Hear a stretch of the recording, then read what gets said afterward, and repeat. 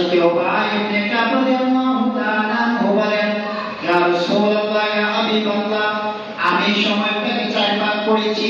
4 ভাগের 1 ভাগ সময় আপনার উপর দরুদ শরীফ পাঠ করব।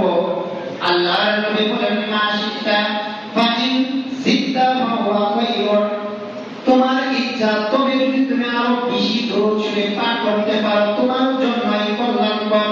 হযরত উবাই ইবনে কাব রাদিয়াল্লাহু তাআলা আনহু বলেন, ইয়া রাসূলুল্লাহ, ইয়া হাবিবাল্লাহ, আমি 4 ভাগের 2 ভাগ সময় আপনার উপর দরুদ শরীফ পাঠ করব। আল্লাহর নবী বলেন, তোমার ইচ্ছা, তবে যদি তুমি আরো বেশি দরুদ শরীফ পাঠ করতে পারো তোমার জন্য অধিক কল্যাণকর।